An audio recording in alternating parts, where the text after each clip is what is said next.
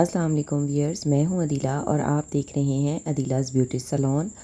आज हम एक और हेयर की वीडियो के साथ हाज़िर हैं। ये हमारे क्लाइंट के हेयर हैं और इनकी 4 से 5 इंच तक न्यू ग्रोथ है। नीचे के हेयर्स में इनकी हाइलाइट्स हुई हुई हैं और ये अपनी न्यू ग्रोथ के ऊपर हाइलाइट्स करवा के इसको मर्ज करना चाह रही हैं नीचे के कलर के साथ। लिमिटेड बजट है हमारे क्लाइंट का, तो उसके लिए हम टेक्निक के साथ काम करेंगे और सिर्फ ऊपर के बालों को हम ट्रीट करेंगे। सबसे ऊपर हमने टॉप एरिया के ऊपर एक डायमंड सेक्शन बनाया है और फ्रंट के जो हमारा टेम्पल एरिया था उसको हमने सेपरेट कर लिया राइट एंड लेफ़्ट। पीछे जो हमारा सेक्शन बाकी हैं बालों के, उसको हमने 4 पार्ट्स में डिवाइड किया है। और अब ये हम ब्लू हेड डिक्सन का ब्लीच पाउडर ले रहे हैं जो कि ब्लू कलर में है और उसके साथ 40 वॉल्यूम हम यूज़ कर रहे हैं। मिक्सिंग रेशो इनकी 1:1.5 है, यानी हमने 30 ग्राम ऑफ पाउडर लिया है और इसके अंदर हम डेवलपर 45 ml ऐड कर रहे हैं। इसको प्रॉपर तरीके से हम मिक्स करेंगे और उसके बाद हम अपनी एप्लीकेशन को स्टार्ट करेंगे। मिक्सिंग करते हुए लम्प्स नहीं होने चाहिए ब्लीच पाउडर के, इसे अच्छे से क्रीमी टेक्सचर के अंदर होना चाहिए। तो रिमेनिंग प्रोडक्ट हमने इसके अंदर ऐड की है और अब इसको अच्छे से मिक्स करने के बाद हम अपने क्लाइंट के बालों में फाइलिंग को स्टार्ट करेंगे। सम टाइम अपने क्लाइंट का आपका बजट उतना नहीं होता, लेकिन आपको उसके अकॉर्डिंग जो उनसे उनकी रिक्वायरमेंट के अकॉर्डिंग उन्हें सेटल करना होता है। तो यहाँ पर हम सबसे पहले आउटर लेयर जो सी है वहाँ से हमने वीव किया है, ताकि जब हमारा क्लाइंट बालों को टाई करे तो वहाँ पर भी उनके वीविंग जो सी है वो दिखाई दे हाइलाइट्स की। नैप एरिया से स्टार्ट करें, स्लांट सेक्शन लिया हमने और एप्लीकेशन हमने कलर की मतलब ब्लीचिंग पाउडर की सिर्फ न्यू ग्रोथ पर लगाई है। जो हमारे बाल ट्रीटेड थे उनको हम बिल्कुल भी नहीं छेड़ रहे हैं। आपने देखा मैंने मटेरियल 40 वॉल्यूम के साथ बनाया था, इसलिए जो ट्रीटेड हेयर्स हैं उनके ऊपर हम हरगिज़ इस प्रोडक्ट को नहीं लगाएंगे। फाइल के ऊपर पहले हम थोड़ा सा पैच एक ब्रश के साथ थोड़ा सा प्रोडक्ट लगा देते हैं। उससे ये होता है कि जब हम हेयर्स को उसके ऊपर लगाते हैं तो वो स्टिक हो जाते हैं और फाइलिंग करना हमें इजी रहता है। अब ये फोल्डिंग का पैटर्न ये है कि हमने जो एरिया हमारा बिल्कुल जिसको हमें एप्लीकेशन नहीं करनी है, तो वहाँ पर हमें फ़ाइल को पहले हाफ़ फोल्ड करना है, ताकि अगर हम पूरी फ़ाइल ऊपर तक फोल्ड कर देंगे तो उस सूरत में हमारे बालों को नीचे के बालों को प्रोडक्ट लगेगी। तो ये देखिए हमने पहले फ़ाइल को फोल्ड किया नीचे से थोड़ा सा, उसके ऊपर प्रोडक्ट लगाई, अब हमने बालों को उसके ऊपर स्टिक किया और अब हम ब्रश की हेल्प से सिर्फ 4 इंच तक एप्लीकेशन करेंगे।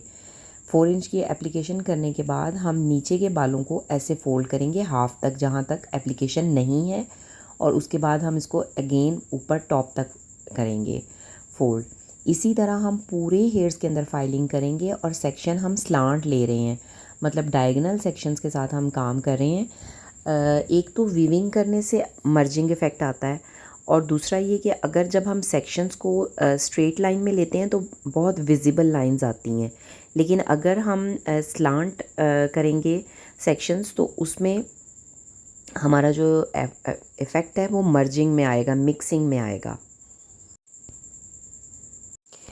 एक साइड पे हमने फाइल्स लगा ली हैं और अब हम दूसरी साइड को ट्रीट करना शुरू कर रहे हैं। एक साइड पर हमारी तकरीबन पाँच फाइल्स आई हैं और हमने जो सेक्शंस लिए थे वो तकरीबन 1 इंच का लिया था, उसी में से हमने वीव किया है और उसी में से हमने बालों को नीचे लीव भी किया है। तो यहाँ पर देखें 1 इंच का हमने सेक्शन लिया है, सेक्शन हमारा डायगोनल है और हम यहाँ से ज़िगज़ैग वीविंग कर रहे हैं। ज़िगज़ैग करने से भी हमारा जो इफ़ेक्ट है वो थोड़ा मर्जिंग में चला जाता है। तो इस तरह से हम पूरे हेड में बैक साइड से सारी फाइल्स को अप्लाई करेंगे और उसके बाद हम अपने क्राउन एरिया की तरफ मूव करेंगे। टाइम सेविंग के लिए और अपने बजट को मैनेज करने के लिए हम एक ही टाइम पर यहाँ पर इनका वीविंग भी करेंगे, यानी हाइलाइट्स भी हम फाइलिंग भी करेंगे और उसके साथ ही हम इनका बेस कलर भी करेंगे। अगर हम पहले बेस कलर करते हैं और उसके बाद हम करते हैं, हाइलाइट्स करते हैं, तो पूरे हेयर के ऊपर पहले बेस कलर की एप्लीकेशन होगी, प्रोडक्ट ज़्यादा कंज्यूम होगी और फिर उसके बाद हम हाइलाइट्स करेंगे। एक तो बाल डबल टाइम ट्रीट होगा, दूसरा ये कि हमारी प्रोडक्ट की कंजम्पशन भी बढ़ेगी और हमारी कॉस्ट काम की इंक्रीज़ हो जाएगी। तो इसलिए ऐसी जब आप क्लाइंट के बजट के अकॉर्डिंग काम करना हो तो आपको थोड़ा टेक्निकली भी देखना होता है कि किस तरीके से हम प्रोडक्ट को सेव कर सकते हैं। यहाँ हम पहले सारी वीविंग कर लेंगे और उसके बाद जो रिमेनिंग बाल जिनको बेस कलर की ज़रूरत है सिर्फ उन्हीं के ऊपर बेस कलर करेंगे। इस तरह हमारी प्रोडक्ट की कंजम्पशन भी कम हो जाएगी, हमारा बजट भी मैनेज हो जाएगा और हमारा टाइम भी सेव हो जाएगा। सेम टाइम में हाइलाइट्स भी हो जाएंगी और बेस कलर भी हो जाएगा। तो काम करते हुए हमेशा टेक्निकली इन चीज़ों को मद्देनज़र रखना चाहिए। ये आपके प्रॉफिट को भी इंक्रीज़ करती हैं, क्लाइंट की सेटिस्फेक्शन भी मेंटेन होती है और बाल भी डबल ट्रीटेड नहीं होते हैं। तो सारी प्रोडक्ट को सारी फाइल प्लेसमेंट के बाद हम बेस कलर की तरफ आएंगे। हमारे क्लाइंट का जो वर्जन हेयर है वो लेवल 3 पर है और हमें इसे लेवल 6 पर लेकर जाना है, मतलब हमें 3 लेवल्स इंक्रीज़ करने हैं। तो यहाँ हम रूट से लेकर जो लेंथ हमारी रिमेनिंग हेयर्स हैं उनमें जो न्यू ग्रोथ है सिर्फ वहाँ तक हमने ये बेस कलर अप्लाई करना है। और बेस कलर में जो फॉर्मुलेशन है वो हमारी हमने एक लिफ्टर कलर यूज़ किया है 11.1, जो यानी इसमें ब्लू का पिगमेंट है और इसमें हम 20 वॉल्यूम डबल रेशो से ऐड कर रहे हैं। वॉल्यूम डबल रेशो से ऐड करने से एक तो ये लिफ्टर है, दूसरा पेरोक्साइड की क्वांटिटी जब डबल होती है तो वो भी हेयर्स के जो पिगमेंट है उसको लिफ्ट करता है। तो यहाँ पर हमने 11.1 लिया है और उसके अंदर हमने डबल रेशो ऐड की है 20 वॉल्यूम की, क्योंकि हमें रूट्स में भी एप्लीकेशन करनी थी इसलिए हम यहाँ 20 वॉल्यूम ले रहे हैं। मतलब हमने 50 ml हमने कलर लिया है और उसके अंदर 100 ml हमने 20 वॉल्यूम ऐड किया है। अच्छे से मिक्सर को मिक्स किया है और अब हम रूट से लेके वो जो हमारा डार्क बैंड है उसके ऊपर हम इसको अप्लाई कर रहे हैं पूरे हेयर्स में। पूरा रूट पे बेस कलर अप्लाई करने के बाद हम वेट करेंगे जितनी देर में हमारी फाइलिंग कंप्लीट होगी, यानी लिफ्टिंग होगी फाइल्स के हेयर पर, उतनी देर में हमारा बेस कलर भी लिफ्ट हो जाएगा। लेकिन चूँकि ये लिफ्ट होकर लेवल 3 से लेवल 6 पर जाएगा और 6 लेवल पर बहुत ज़्यादा ऑरेंज कलर होता है, तो उस ऑरेंज कलर को हमें टोन करना पड़ेगा, यानी न्यूट्रल करना पड़ेगा। लेकिन वो न्यूट्रल हम अपनी हाइलाइटिंग को जब हम टोनिंग करेंगे तो उसके साथ ही हम बेस कलर को भी टोनिंग कर देंगे। वो फॉर्मुलेशन भी मैं आपको डिटेल से समझाती हूँ, लेकिन पहले आप ये देख लें कि मैंने किस तरीके से एप्लीकेशन की है। रूट से लेके तो न्यू ग्रोथ के ऊपर एप्लीकेशन कर रही हूँ, इससे प्रोडक्ट भी कम यूज़ हो रही है और बाल भी कम ट्रीट हो रहा है। तो इस तरीके से पूरे हेयर्स में हमने एप्लीकेशन कर देनी है बेस कलर की। टाइम भी सेव हो जाता है, प्रोडक्ट भी सेव हो जाती है। थोड़ा मुश्किल होता है इसको करना, इसके साथ आपको हेल्पिंग की ज़रूरत होती है ताकि एक पर्सन साथ में फ़ाइल को होल्ड करे। अब टाइम कंप्लीट हो गया हमारा और सबसे पहले हम इसको बेस कलर जो हमने लगाया था हम उसको रिमूव करेंगे सारी फाइल्स में। बाद में हम ओपन करेंगे, पहले बेस कलर सारा निकालेंगे ताकि जो फाइल्स हमारी लिफ्ट हुई हुई हैं उनके ऊपर वो कलर ना आए। तो पहले सारा बेस कलर रूट्स में से निकाल देंगे सारा कलर, ताकि जब हम फाइल्स ओपन करें तो वॉश के दौरान वो कलर हमारी लिफ्टेड हेयर्स के ऊपर डिपॉज़िट ना हो। उसके बाद जब हम सारा रिमूव कर देंगे तो उसके बाद हम अपनी फाइल्स को ओपन करेंगे और प्रॉपर तरीके से रिंस करेंगे हेयर्स को। जी, तो यहाँ अब हमारी प्रोडक्ट जो बेस कलर की थी वो निकल चुकी है और अब हम एक एक करके फाइल्स को रिमूव कर रहे हैं, ओपन कर रहे हैं और हमारी जो लिफ्टिंग है वो लेवल 10 तक हमें अचीव हुई है, क्योंकि वे हेयर्स वर्जन थे तो लिफ्टिंग जो सी है वो हमें लेवल 10 तक अचीव हुई है। जी, तो यहाँ पर हम अपनी सारी फाइल्स को रिमूव करने के बाद हेयर्स को शैम्पू करेंगे ताकि ब्लीच के ट्रेसेस प्रॉपर तरीके से पूरे हेयर्स में से निकल जाएं। उसके बाद हम अपनी टोनिंग करेंगे रिंस करने के बाद सबसे पहले हमने प्रॉपर तरीके से रिंस करना है सारी शैम्पू को, और ताकि सारा अच्छे से ब्लीच ट्रेसेस बिल्कुल हेयर्स में से रिमूव हो जाएं। इसके बाद हम अपनी फॉर्मुलेशन बनाएंगे। फॉर्मुलेशन में हमने 8.111 लिया है 50 ml। 50 ml हम 8.111 ऐड कर रहे हैं। 8.111 का मतलब है कि ऐश 3 टाइम्स, यानी ब्लू का पिगमेंट काफ़ी स्ट्रॉन्ग है इसमें। चूँकि हमें यहाँ पर हमारे बेस कलर को भी न्यूट्रल करना है, तो इसलिए हमने 8.111 लिया है। और उसके साथ हम 20 वॉल्यूम ले रहे हैं, क्योंकि हमें जो टॉनिंग एप्लीकेशन करनी है वो हमें वेट हेयर्स में करनी है। तो 50 ml के अंदर हमने 50 ml ही 20 वॉल्यूम ऐड किया और उसे अच्छे से मिक्सिंग की है। मिक्सिंग करने के बाद हम वेट टैवल ड्राई हेयर्स के ऊपर हम अपने क्लाइंट के हेयर में इसको एप्लीकेशन करेंगे। रूट से लेकर नीचे टिप्स तक सारे हेयर्स के अंदर हम इसे अप्लाई करेंगे।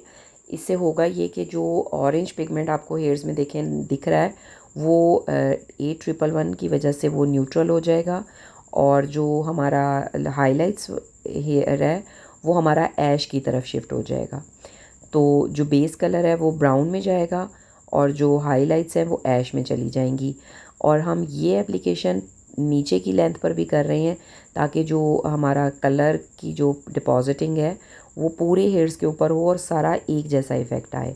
तो फ्रंट एरिया से हम शुरू कर रहे हैं, पूरे हेयर्स के ऊपर रूट से लेके टिप्स तक हम वेट हेयर पर इसे अप्लाई करेंगे और इसको हम 30 मिनट्स देंगे टॉनिंग के लिए। क्योंकि बाल ऑलरेडी हमारे हेयर का क्यूटिकल ओपन है,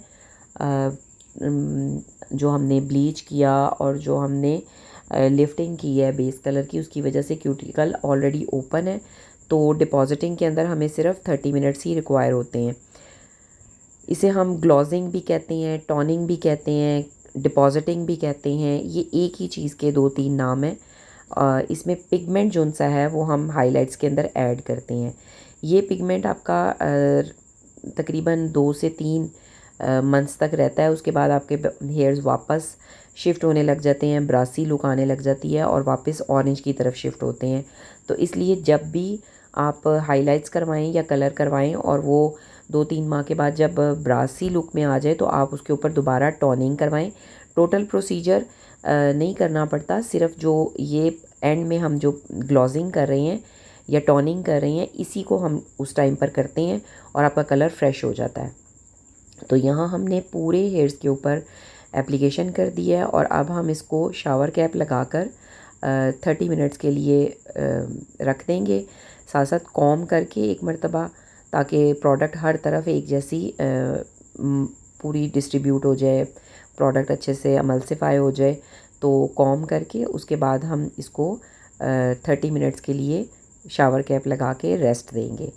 उसके बाद हम इसको जब हमारी टॉनिंग कंप्लीट हो जाएगी, टॉनिंग प्रोसीजर, तो हम इसे PH4 शैम्पू के साथ हम इसे वॉश करेंगे।